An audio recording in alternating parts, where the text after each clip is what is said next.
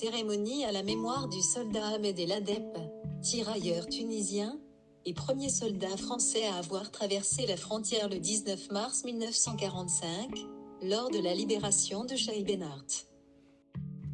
L'intervention de Madame Odile Chantal Ndongo, ayant droit du tirailleur camerounais, historienne chercheuse des grandes guerres de France, et déléguée générale de Souvenirs français pour le Cameroun. La cérémonie a été organisée par la mairie de Shai Ben Arth. Mesdames et messieurs de la Fédération des combattants de moins de 20 ans de France, Madame la conseillère régionale Evelyne Hidlinger, Monsieur le conseiller départemental Paul Heinz, libre collègue Edwin Dieze, cher Francis, ancien maire de Shai Ben Arth, Mesdames et messieurs les élus des communes voisines et de Shai Ben Arth, chers concitoyens. Nous nous retrouvons aujourd'hui ici, à Shai Ben Arth, au bord de la Lozère, qui fait frontière entre le sol français et l'Allemagne. Sur cette place, les tirailleurs tunisiens, aux confins des rues des tirailleurs des Tunisiens et de la 6e compagnie, pour commémorer l'anniversaire de la libération de Shai Ben Arth, la libération de l'Alsace. C'est ici, il y a 78 ans, jour pour jour, que l'adjudant-chef Ahmed El Abed, chef de la 2e section du 4e régiment des tirailleurs tunisiens, avait reçu l'ordre du capitaine Saüc de prendre position devant le pont détruit et d'attendre l'ordre d'attaquer. Un bombardement sur Shai Ben Arth allemand débuterait vers 16h30 et l'ordre d'attaquer serait donné en temps voulu. C'est à 16h30 précise qu'un déluge de feu s'abat sur Shai Ben Arth. La violence de ces bombardements dure une éternité et l'ordre d'attaquer qui n'arrive toujours pas. L'adjudant-chef Ahmed, avec son sergent-chef Ali à ses côtés, inspecte les abords du pont démoli et entrevoit une possibilité de traverser la rivière, sans trop de difficultés. Les minutes passent. L'attente est longue, trop longue. L'adjudant-chef Ahmed est décidé. Il donne l'ordre d'attaquer. Il passe devant, le sergent-chef Ali à ses côtés et ses gars de la 2e section derrière eux. Sous l'effet surprise, des soldats SS et des civils sortent les mains en l'air. Par radio, Ahmed demande du renfort au capitaine Saüc, surpris par l'insubordination de son chef de section. Puis, envoyé en renfort, la 1e et la 3e section prêtent main forte à la section de l'adjudant-chef de la mer et continuent à ratisser le village. Et là, surgit de nulle part, un capitaine SS pointe son pistolet vers le groupe de tirailleurs et touche mortellement le soldat surnommé Shems, qui veut dire soleil. C'est le premier soldat de l'armée française à tomber au champ d'honneur en sol ennemi. Le premier décès d'un tirailleur tunisien de la 2e section, 6e compagnie du 4e régiment des tirailleurs tunisiens. En fin de journée, alors que les 3 sections terminent de sécuriser le village, le capitaine Saüc fait rappeler l'adjudant-chef à l'arrière. La désobéissance aux ordres donnés par le capitaine ne laisse penser au pire. Or, sourire aux lèvres, le général Montsabert ainsi que le capitaine Saüc le félicitent pour sa bravoure et sa prise de décision qui ont permis de rentrer en Allemagne aussi rapidement. Et le nomment au grade de sous-lieutenant. Mesdames et messieurs, nos livres retracent la libération de Paris, de Strasbourg, mais nullement il est évoqué la libération de Shai Ben Arth, notre libération. Le témoignage du commandant Ahmed El Abed, tiré du livre édité par son fils, M. Nedjib El Abed, est, à ce titre, un symbole fort qu'il convient de rappeler. Si aujourd'hui nos pensées se tournent vers ce soldat tunisien tombé loin de son pays natal, ayons également une pensée pour ceux et celles qui ont combattu et sont morts pour notre liberté. Rendons hommage à nos grands-pères enrôlés dans la Wehrmacht, à ces malgré nous engagés de force sur le front de l'Est, et nos voisins disparus dans les prisons et dans les camps, à toutes ces victimes de cette horrible guerre. Ils se sont battus pour que nous puissions vivre en paix. Grâce à ces hommes et femmes, différents par leur origine, leur histoire, leur parcours, la France a pu, après la guerre, retrouver pleinement son rang sur le plan mondial. Si cette commémoration nous rappelle un passé de lutte, de souffrance, de mort, nous voulons qu'elle soit célébrée sans humiliation, sans rancune, sans haine avec nos voisins allemands. C'est ensemble, avec eux, que réconciliation et reconstruction nous entraînent vers une Europe forte, vers une Europe de paix. Nous devons le faire par fidélité à la mémoire de celles et ceux qui ont péri des deux côtés de la Lozère. Vive la paix, vive la République, vive la France et que vive l'Europe. Es lebe Europa.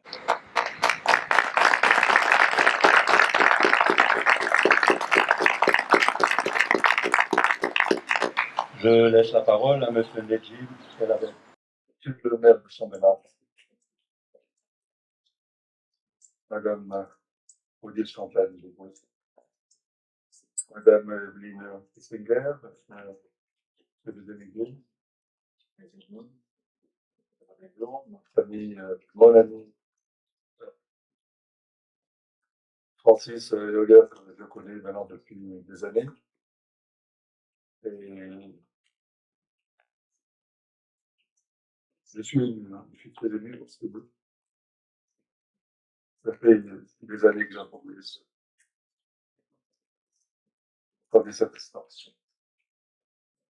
Monsieur, mon ami Paul Nicolas, mesdames et messieurs, tout d'abord, j'aimerais remercier Gérard Berthier, maire de Chambélat, ami Francis Yoger.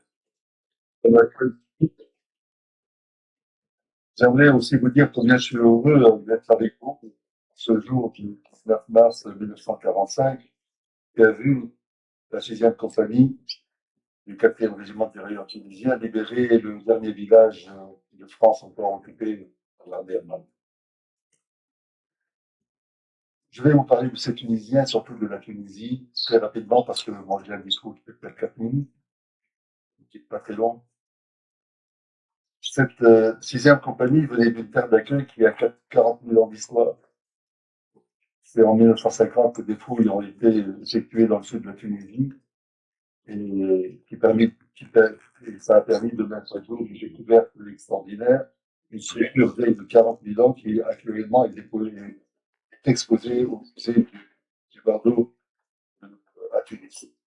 Ces soldats venaient d'une terre d'accueil qui vit l'arrivée des Juifs fuyant la Palestine après la destruction du temple de Jérusalem par Nabuchodonosor II en 584 avant Jésus-Christ. Il venait d'une terre d'accueil qui vit entre décembre 1920 et février 1921 l'arrivée à l'Isère d'une escadre de 33 navires russes, transportant 6 000 Russes blancs qui fuyaient la révolution soviétique. Une terre d'accueil qui accueillait en 1942, excusez-moi, des milliers d'Italiens fuyant l'avancée nazie dans leur pays. Sans oublier, je tiens à le dire, en 2011, excusez-moi, quand le Sud tunisien et ses habitants accueillaient 1,1 million de réfugiés libyens fuyant la révolution libyenne. Bref, cette aide d'accueil dont les enfants, en versant leur sang, ont conquis la liberté des peuples du Nord. Je rappelle la libération de Monte Cassino en Italie, la libération d'Orbe, que vous connaissez tous, et la bravoure du 4e régiment de tirailleurs tunisien à Orbe a donné lieu à une citation du président des États-Unis, Truman, le seul régiment de l'armée française à avoir eu cette citation.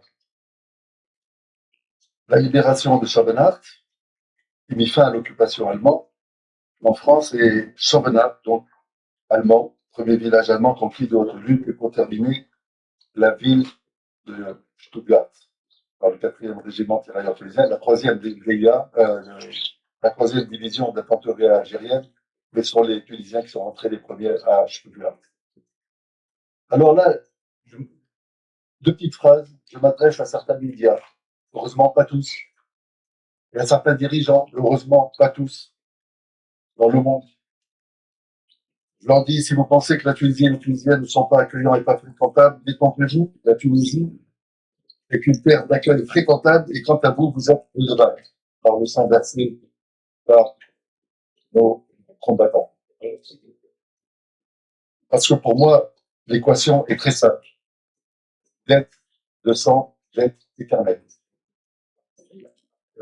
Et je leur demande de prendre Chabenard comme exemple. Parce qu'entre Chabenard et les Tunisiens, c'est l'histoire scellée à tout jamais entre deux nations. Une histoire de liberté et de paix. Et aussi, je déplore, vraiment, je déplore que Chabenard, ça fait des années que j'en parle, n'ait pas à ce jour la reconnaissance qu'on lui doit. Il y a tout un faste pour le premier village français libéré en 1944 sur les plages normandes, et c'est tout à fait normal. Combien de morts, combien ont donné leur sang pour cette liberté-là. Mais il y a aussi la liberté de la France par rapport à des villages qui s'appellent Chabenard. Et beaucoup de personnes ne sont pas au courant de ça. On fera tout pour ça, monsieur le maire. Monsieur le maire, mesdames et messieurs, pour terminer, voici les noms des 3 tirailleurs tunisiens de la 6e compagnie.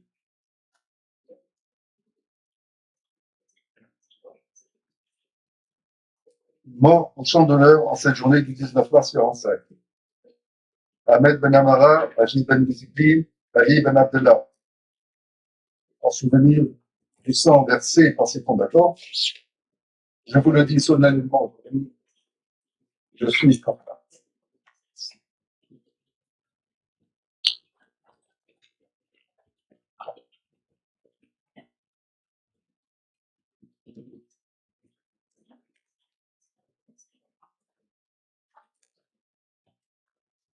Monsieur le maire de Chabenard, mesdames et messieurs les élus, représentants du ministère français, monsieur le consul général de Tunisie de Strasbourg, c'est pour moi un grand honneur d'être parmi vous, à l'invitation de monsieur le maire et de mon ami Négib El Abed. Je me permets de te tutoyer, cher Négib, parce que c'est ton père qui est à l'honneur. C'est toi qui l'as mis à l'honneur dans un livre extraordinaire qui a été publié l'année dernière à Sousse. Nous nous sommes rencontrés d'ailleurs en ce mois de février dernier à la Cité de la Culture à Tunis. Tu as présenté ce livre magnifique. Et j'espère qu'il aura vraiment une publicité et beaucoup de succès, car il mérite vraiment d'être cité dans les annales de l'histoire. L'histoire de Chaïbenard, monsieur le maire, vous l'avez très bien résumé. Le 4e RTT, le 2e bataillon du commandant Chotin, la 6e section, la 6e compagnie commandée par le capitaine Saïk et la section dirigée justement par l'adjudant-chef El Abed se sont montrés d'un courage exemplaire, une bravure à toute épreuve, en réussissant justement un fait glorieux, et qui était résumé, je reviens à 1985, lorsqu'une cérémonie fraternelle entre les deux communes de Chaïbenard qui ont été réunies ici pour célébrer justement cette fraternité. En 1985, le commandant Saïk a été invité et qui parlait justement effectivement Chaïbenard en 1945, le 19 mars. C'était un fait glorieux, un fait d'armes, mais la valeur la plus noble, c'est celle des cœurs. Les cœurs qui unissent maintenant nos deux pays, heureusement, dans cette Europe réunifiée. Alors, Chaïbenard, pourquoi je m'étais intéressé? Alors, moi, passionné par la Tunisie depuis de nombreuses années, j'avais découvert en 2004 une stèle au sommet du Yonep, dans les Vosges, à la gloire du 4e régiment de tirailleurs tunisien. Passionné par l'histoire de la Tunisie, j'ai voulu en savoir plus. J'ai rencontré des combattants, des vétérans qui étaient présents en décembre 1941 au Yonep. J'ai entrepris la même démarche en Tunisie pour aller à la rencontre de quelques vétérans, des Chibani, comme ils s'appellent là-bas, qui ont participé à des combats douloureux sur cette montagne vosgienne. Et encore une fois, c'est une affaire, une histoire comme celle de Chaïvedard. Donc, j'ai, à partir de là, retracé toute l'épopée de ce 4e régiment tunisien et qui m'a automatiquement conduit ici vers Chaïvedard. Notre rencontre, cher Négib, a pu être possible grâce à de nombreuses recherches. Nous nous sommes téléphonés. J'ai eu ton papa au téléphone qui m'a fait justement part de ce fameux fait glorieux du 19 mars 45. Je devais le voir en 2005. Malheureusement, il s'est éteint quelques jours plus tard, mais nous nous sommes rencontrés. Tu m'as accueilli à Sousse, tu m'as ouvert ta porte, surtout ton cœur. Nous avons discuté et tu étais animé par cette flamme et cette passion pour mettre justement en valeur la bravoure des soldats tunisiens du 4e RTP. Donc là, je vois maintenant, avec l'aboutissement, le projet de ton livre que tu as mûri depuis de nombreuses années, où nous nous sommes rencontrés tous les deux pour justement mettre en valeur ce témoignage, ces témoignages glorieux, et ce rapport, justement, ce trait d'union, d'amour, d'amitié entre la France et la Tunisie. Donc, un grand bravo. Merci aux autorités locales ici, françaises, et puis bien sûr, de l'autre côté de la frontière, Chaïbenard, qu'on m'attend pour circuler librement, heureusement. Mais encore bravo, cher Négib, tu le mérites amplement.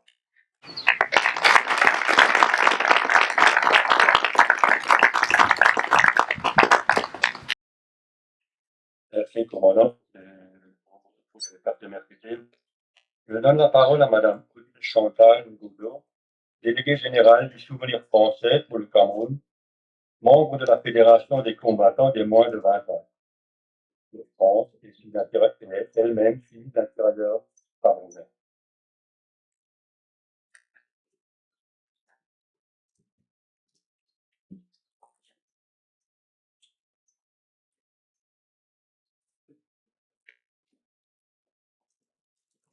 Monsieur le maire, chers amis, chers anciens combattants, responsables des diverses associations, en particulier la Fédération des combattants de moins de 20 ans, honorables et distingués à vos rangs et grades. Mesdames, Messieurs, je suis Odile Chantal Ndongo, ayant droit du soldat matricule numéro 305, Ambroise Amoudou, quartier maître, carte combattant 53 36 10, tirailleur camerounais de la force française libre de la 2e DB, autrement appelé tirailleur sénégalais. En ma qualité d'historienne, chercheuse de grande guerre de France, je suis également délégué général du Souvenir français pour le Cameroun. Je suis très touché par l'occasion que vous me donnez ici de prononcer un mot à l'endroit de ces héros, battant des grandes guerres qui ont donné de leur vie pour que la France soit heureuse. Permettez-moi d'abord d'exprimer ma gratitude à l'endroit des présidents qui m'ont permis d'être là. Merci. Laurent Fiscal, patron des combattants de moins de 20 ans. Aux autorités de cette ville, je l'ai dit, qui n'ont ménagé aucun effort pour dédier une rue aux tirailleurs. Quelle joie, chers messieurs. En effet, mes larmes ont coulé et séché. Et c'est les larmes de chaque ayant droit qui coulent en ce lieu. Je ne saurais exprimer l'immense émotion que j'ai ressentie lorsque j'ai foulé cette terre d'Alsace, tant entendue. Tant entendue racontée par ma grand-mère, qui ne cessait de nous dire que son aimable, unique fils, que fut mon défunt père, était parti très tôt à l'âge de 18 ans. au combat de la guerre autrefois appelée Vitalie de Gaulle en langue maternelle, qui veut dire la guerre de Gaulle. À son retour, il n'arrêtait pas de citer les noms de ces pays-là, tantôt par le Sénégal, tantôt le Tchad, tantôt la Libye, tantôt la Tunisie, l'Afrique du Sud, l'Afrique du Nord. Et ma grand-mère n'arrêtait pas aussi de lui poser la question, à savoir où se trouvent même ces pays-là. Les horreurs furent intenses, et chaque fois qu'il revenait, il n'arrêtait pas de pleurer. Les camarades qui tombaient et dont les corps étaient abandonnés le long du parcours, sans oublier le froid glacial des hivers, l'insupportable neige, les durs combats de Strasbourg et le débarquement en Provence. Le mot d'ordre étant de ne jamais reculer, ils affrontèrent avec force et courage les terreurs, les massacres. Ce long cauchemar a duré pendant 19 ans. Et sa mère ne cessait pas de pleurer, de prier Dieu, de lui ramener son unique fils. Leur jeunesse était embrigadée. Imaginez ces jeunes. Ils n'avaient jamais connu d'épanouissement comme bon nombre de jeunes d'aujourd'hui. Leur liberté, leur vie ayant été que calvaire. Quant à nous, les ayants droit, l'éducation avait été bafouée à cause de l'absence d'un père. Le manque de solidarité, faute de moyens, de scolarité, excusez-moi, faute de moyens et d'assistance. Les traumatismes causés par cette drôle de guerre continuent de fragiliser la relation franco-camerounaise. Car certains anciens combattants, avant de quitter ce monde, avaient développé une haine contre la France, qui les a laissés sombrer dans l'oubli, considérant ainsi ce comportement comme un acte fasciste. Beaucoup d'entre eux, au moment de quitter ce monde, présentaient les signes de combat, pointant du doigt vers l'avant, en guise de pistolet, prêt à tirer les coups de fusil avec la bouche tac. C'était les derniers mots. L'Alsace est une terre de mémoire. Et je suis très émerveillée par l'accueil chaleureux qui m'a été réservé. Je suis venue toucher du doigt moi-même les tranchées, les lits marginaux et l'orang qui parcourt l'Alsace. Toutes ces choses démontrent à suffisance que nos deux pays ont effectivement une mémoire commune. Mais celle-ci ne saurait vivre si l'on ne réalise pas des actions concrètes à toute fin utile. En l'occurrence, des sites de mémoire, dignes de ce nom qui font foi d'un acte de solidarité et pour une meilleure transmission aux générations succédées. Ils doivent se réaliser aussi au Cameroun. Les terres ne manquent pas chez nous. En l'occurrence, vous avez par exemple une petite ville qui a vu le général de Gaulle descendre en 1948. Ce qui me concerne, je pense qu'il est temps que le drapeau camerounais flotte de manière efficiente sur les lieux de mémoire de France, aux côtés de leurs compagnons et frères d'armes français, pour consacrer cette amitié. Pour nous, les ayants droit, nous attendons que les codes tissés de cette coopération soient respectés et matérialisés par des faits concrets pour un souvenir digne de notre histoire commune. Une interpellation de cette reconnaissance peut être ainsi faite aux grandes organisations comme l'ONACG, l'UNESCO, pour une meilleure transmission à la génération successive. Parce qu'après nous, je me rends compte que l'histoire aussi va sombrer. C'est au nom de ces voix éteintes à jamais et dont le vécu fait couler beaucoup d'encre et de salive au Cameroun que je viens vous proposer d'initier une réflexion sur le sujet dont l'objectif est l'apaisement des cœurs en mémoire de ceux qui sont venus de l'autre côté du continent pour l'intégrer d'une nation.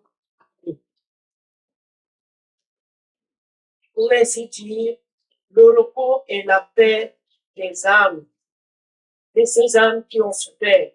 On ne le dira jamais assez. Malgré tout ce traumatisme, les Camerounais gardent toujours espoir et attendent que la France réagisse, car l'histoire est têtue. Qu'elle soit bonne ou mauvaise, c'est toujours l'histoire. Se souvenir, c'est ne jamais oublier les sacrifices consentis pour les défenses aux droits de la République. Se souvenir, c'est aussi nous rappeler à ne jamais oublier qu'ils étaient tous frères, sans distinction de race ni de couleur. La malaise qui persiste à nos jours ne pourra se dissiper que si nous sommes conscients de savoir rendre un hommage mérité à ces vaillants combattants, car nous sommes tous prêts au devoir porteur. Bâtir n'attend point que ce soit toujours l'affaire des autres. C'est un devoir de tous et de chacun. Bâtissons donc de nouvelles synergies et militons pour la paix. Je profite de cette occasion pour saluer ces dignes soldats tunisiens que nous commémorons aujourd'hui. Je salue sa mémoire et toute la confiance. L'heure n'est pas au débat sans résolution. Cette action traduira. Méditons tous sur le passé. Vive les tirailleurs des grandes guerres de France, vive le Cameroun et vive la France. Je vous remercie.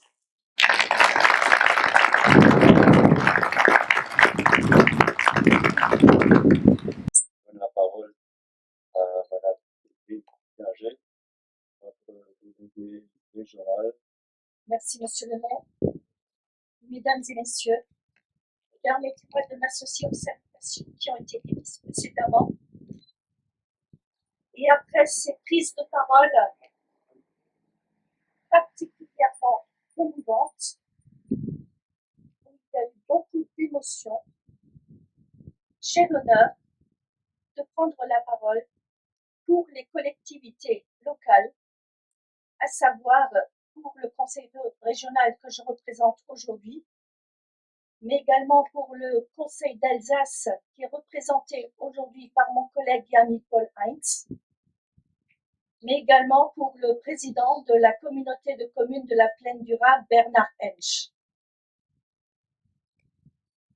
Cette cérémonie, unique dans sa configuration, est cependant à portée multiple.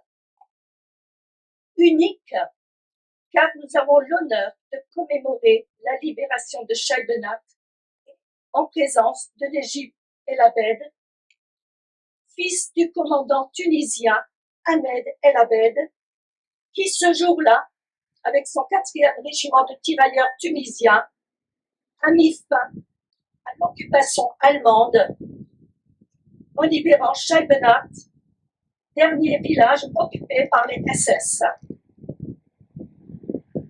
Votre présence parmi nous aujourd'hui nous est précieuse. Et à travers vous, la présence de votre père qui s'est engagé aux côtés de l'armée française. Je disais également une cérémonie à portée multiple. Cette portée est d'abord locale, car à travers la libération de Chaibenat, c'est la libération des villages environnants, la libération de l'Alsace, la fin des exactions et du joug nazi, le retour à notre devise nationale, liberté, égalité, fraternité, sachant que ce mot de liberté résonne de manière particulièrement forte auprès de la population après ces années d'occupation et de germanisation à marche forcée.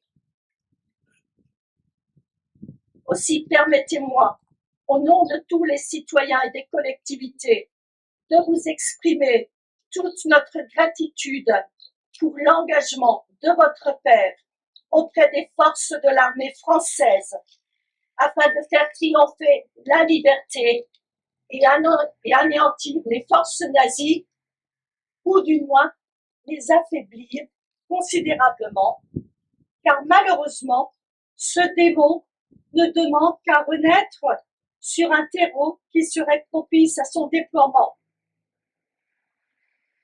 Et puis cette cérémonie est également à portée internationale.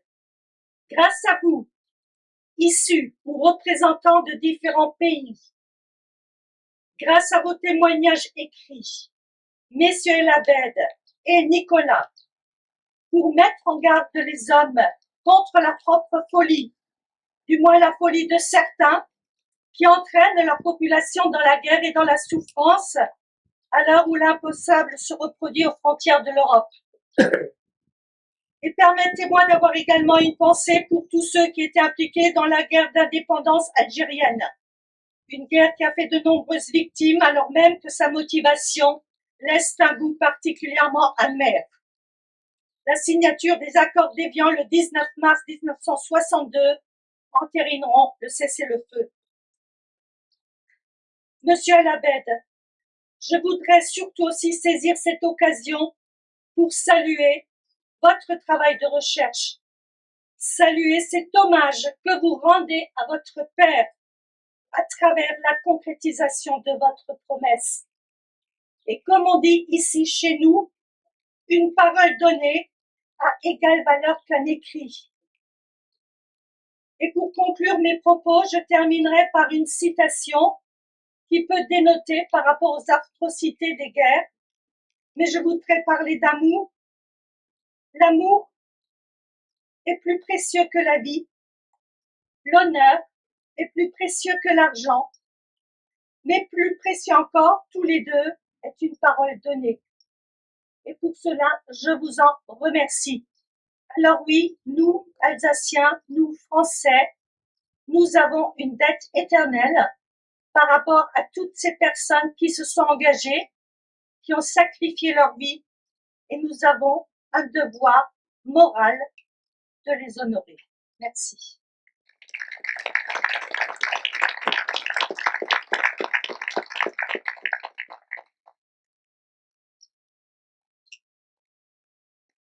Merci, Evelyne. Mesdames et messieurs, nous arrivons au bout de notre cérémonie.